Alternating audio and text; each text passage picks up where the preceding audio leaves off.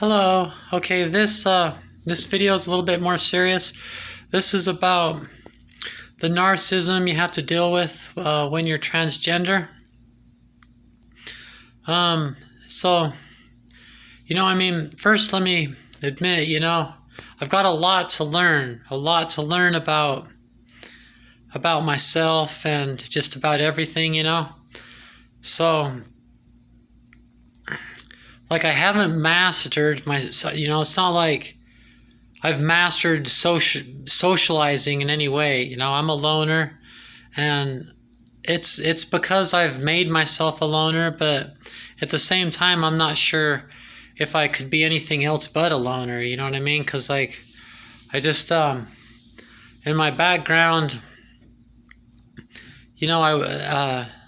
I've been, I have narcissistic abuse syndrome. You can look it up. That's pretty much me to the letter of the law in a big way. I've been gaslighted to death, so I've got all these voices in my head that are telling me that nobody likes me and all this, but yet people constantly like me all the time, but yet I don't have any close friends. So those are red flags for narcissists. But so that might be part of what you deal with as a transgender person, is that through the difficulties and everything, and then through transitioning, it's such a miracle. You learn to love yourself for the first time, and you learn, you still have so much to learn because you've just begun to take care of yourself in a way. So you haven't really put your life together, and you might come from a background of abuse and things like me. So like you study narcissism and the red flags, and you're like, oh my gosh, people must think I'm a narcissist because I don't, I can make friends easily, but I don't keep friends and things like that. But then, the foundation of what a narcissist is that they don't have empathy. And so then it becomes really obvious to myself. I'm all, no, there's no way you're a narcissist. You have no problem empathizing with people, and I'm never, even if because I talk too much, even if I'm being really, I'm an extrovert. When an extrovert's a red flag, and if I had to confess anything about myself, how I'm super extroverted, there's probably something wrong mentally with me because I'm so extroverted. I don't know what it is. I don't think it's narcissism. I think it probably does have something to do with narcissistic abuse syndrome and low self-esteem, some combination of that. But I know that I'm not narcissist because even when I'm talking too much about myself, and I am a Gemini, by the way. I'm a Taurus Gemini cusp, so I think that's the Gemini side. I see all Geminis talk too much, interrupt people, and like attention to some degree. So when you love yourself, you have to recognize your zodiac sun sign, and it teaches you how to love yourself. I can't beat myself up too much for being a Gemini because I'm a Gemini, and then, but I have, even at those moments when I'm doing that, I care tremendously about the people around me and the people I'm talking to. It too much as an empath, I care 100%. I don't want to hurt anyone ever, and if I accidentally hurt someone, I more likely don't know. I see it happen, and I understand what just happened, and I don't know why it happened. I don't know what I said, or I don't really know what caused that, and I don't always know how to get out of a situation like that, but there's never any lack of concern. A narcissist doesn't have remorse or empathy in those moments, so that makes it impossible for me to be a narcissist. So that's one of the ways you deal with narcissism as a transgender person. It's just such a difficult situation. You may have lost a bunch of friends and you haven't rebuilt a new social life for yourself. You still have a lot to learn about loving yourself and understanding yourself and stuff, So the first part is trying to figure out if you're a narcissist or not, And that's why I recommend, I have a playlist on narcissism. For months and months, I studied narcissism all day long and all night long. That's how I am. If I'm interested in a subject, I'll study it all day and late into the night and everything. So my narcissist playlist is after watching like everything on YouTube about narcissists and like a greatest hits compilation of the videos I liked the best and stuff.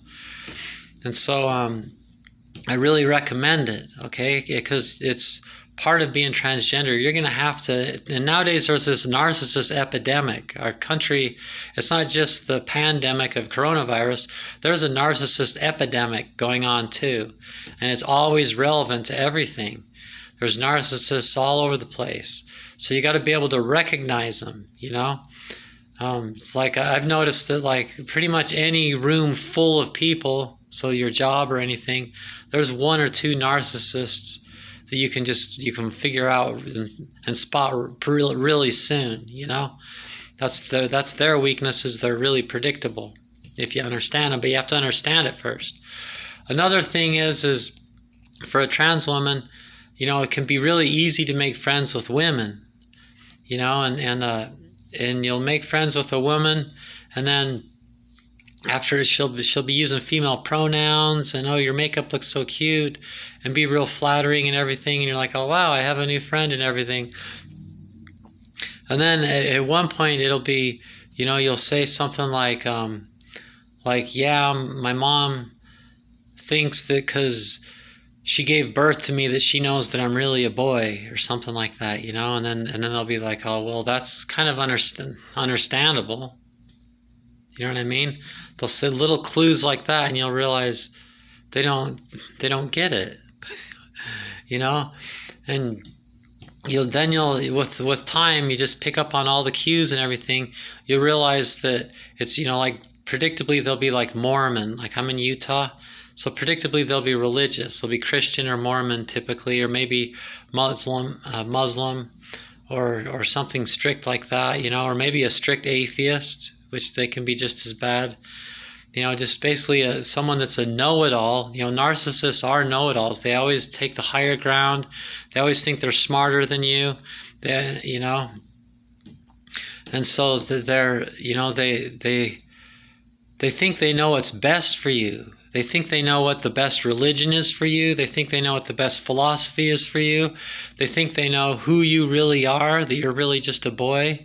They think they know the truth about transgender people, things like that, you know. Just like, that's narcissistic. They're not, nobody's qualified to do any of those things. Nobody's so smart and qualified that they know which religion's the true religion. Now, nobody's so qualified that they know there's no such a thing as transgender people. You know, nobody's that smart to do any of those things, you know. So they're like, you know, like around here it's Mormons. Look, you can look at my playlist about Mormons where I clearly prove it's a fact. The Mormon church isn't true. So not only is it not the only true religion in the world like they think, which is narcissistic, that the Mormon religion encourages people to be narcissistic. You know, because they think they're right and everyone else is wrong. You know, they think they have the higher ground and that they're seeing who you really are because they have the true understanding of the purpose of life and that. And so they, you know, so you can't, that's narcissistic. So like you're like, oh, well, wouldn't that be just human nature? No.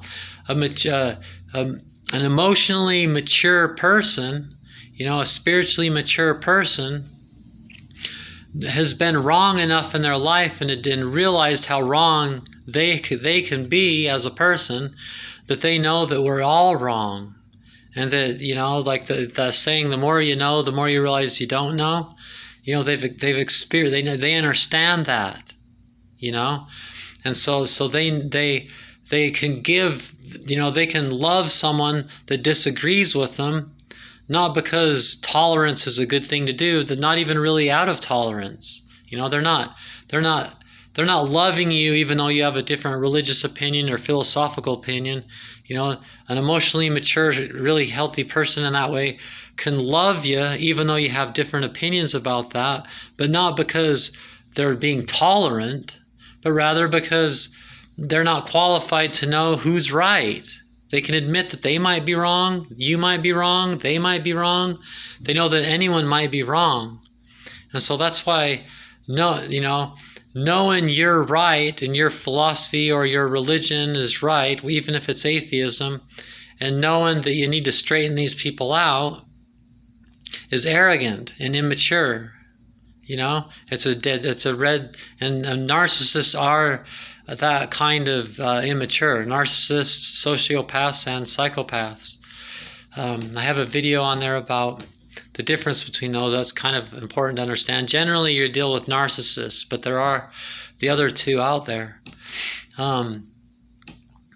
So like you'll see that, like things like you'll finally go out clubbing with them or something, and they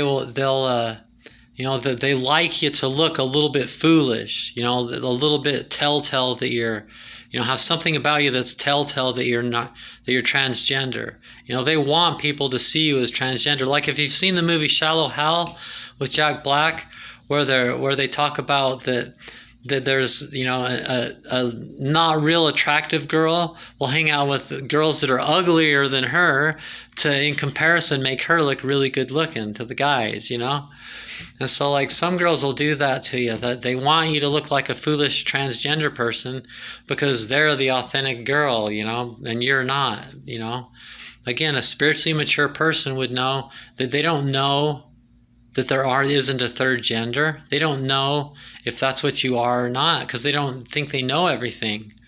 And therefore it opens up the possibility that you're something too, just like they're something, and you're authentic too, just like they can be authentic, But narcissists wouldn't do that. They would see a narcissist woman in this type of friendship thing. You deal with a lot with women, at least I do. I make friends with women everywhere I go.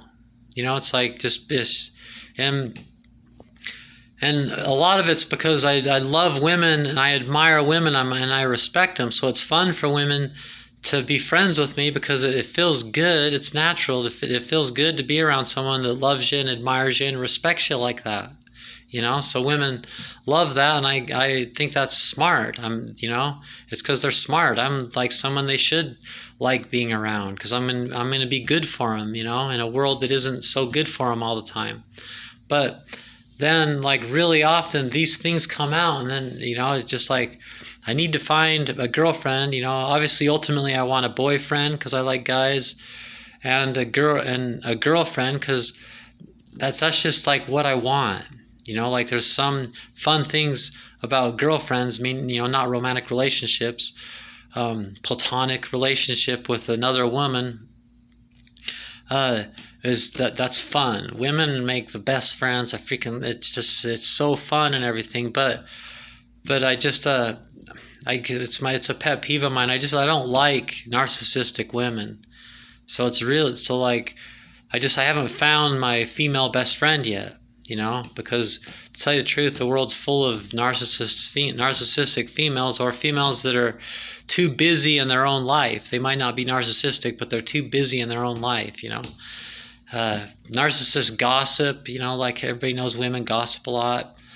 It's like a woman that gossips a lot, it's like, oh my hell, dude, you haven't learned to make your personal policy that you don't gossip?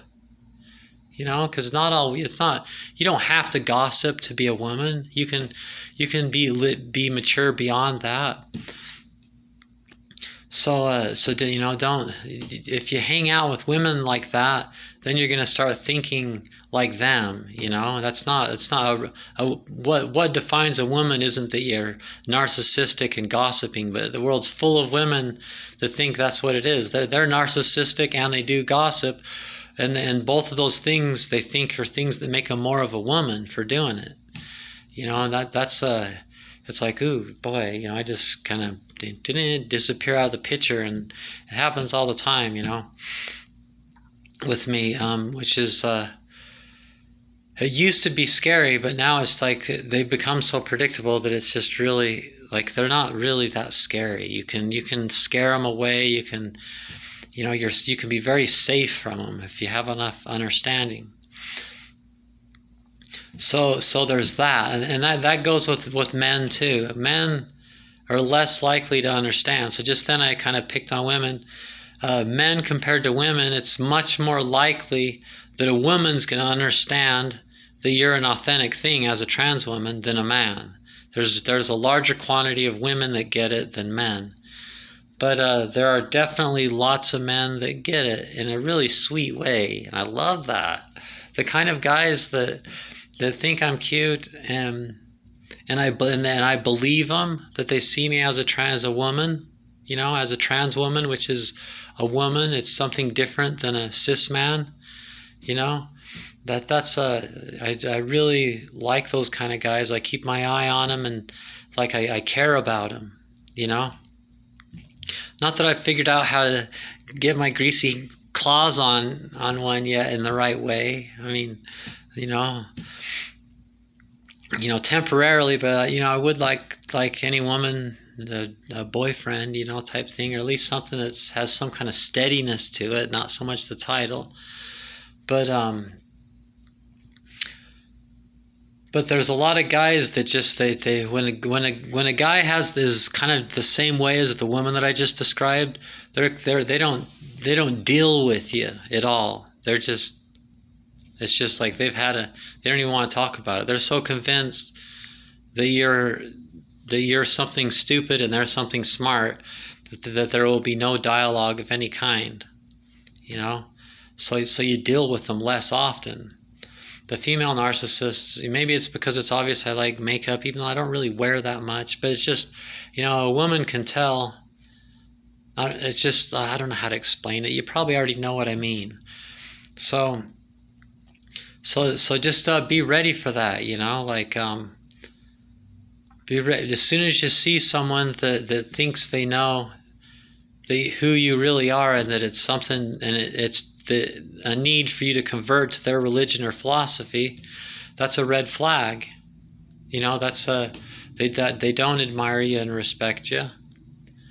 Especially if you're a really good person, because there's not very many good people, and so they're gonna like being around. They're gonna want you. Toxic people and non-toxic people are gonna want you, but you got to take care of yourself, and you got to pick the right ones, or they're like vampires. They'll suck you dry. Not everybody gets to be your friend. Okay. So you might say you're stuck up. I'd say great. That's it. Yeah. To a lot of people, I hope I am stuck up, because there's a lot of people I would only want to get so close to, but I need to get a dog. It's like I haven't figured out sociality, or I just don't live in the right place with enough opportunities, with the right people, or I don't know what it is, but I know it's not really because there's anything wrong with me. Again, then there's the gaslighting, because I come from an abusive past.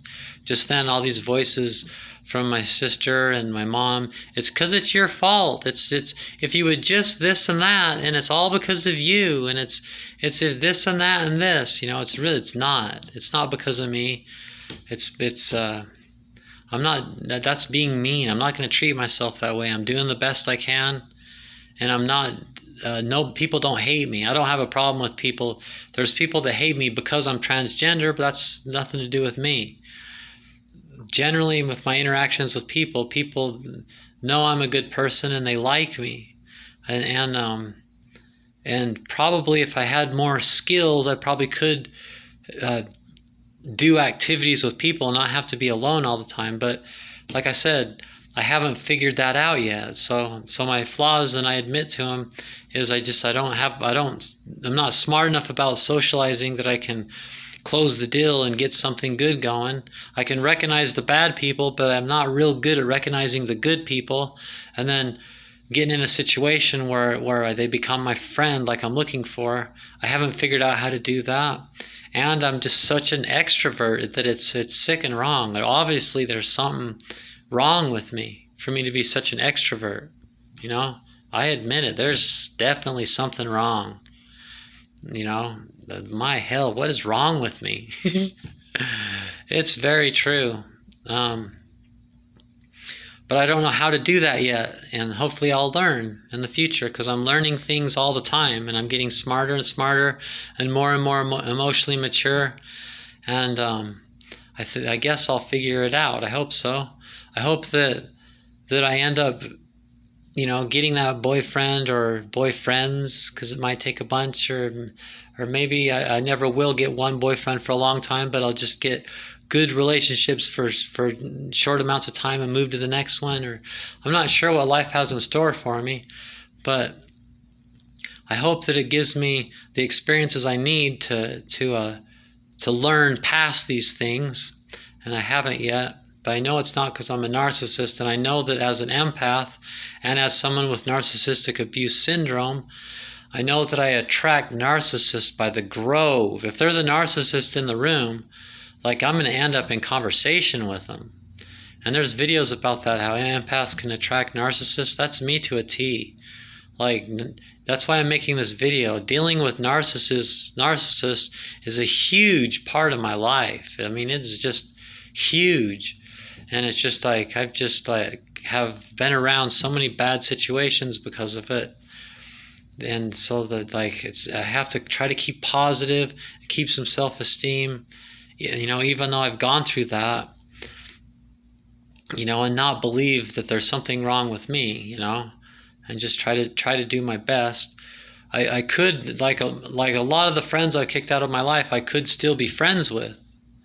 But like one friend I've had for a long time, he's just, no, I can't be around that, He always makes a scene that I'm transgender and tries to get a group discussion.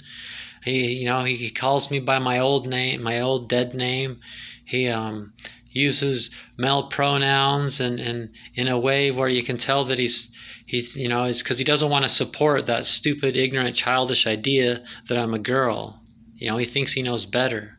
No, nope, I'm not going to hang out with that kind of a person. And so, and my own family, geez, like, I think every day I think, oh, you're just forgive him and go back, like nothing happened. And it's just, no, I've already done that so many times, thinking that it's going to be different, and it's just never different. They just don't. They're just always up there looking down at me. To them, I'm a possession. It's just maybe they can change. I'm not sure what the possibilities are, but I'm just a work in progress as far as socializing. I need a dog. I make great friends with dogs, and I'm happy. I'm a loner. I'm happy as a loner. I'm the happiest I've been in my whole life by a long ways. I'm the least socially successful, but I wouldn't trade it for a second, because the most socially successful parts of my life have also been the worst parts of my life. Yuck. So that's a lot of the reasons I like being alone, because it's like, oh my gosh, people, and especially lots of friends, it's not as much fun as they make it sound.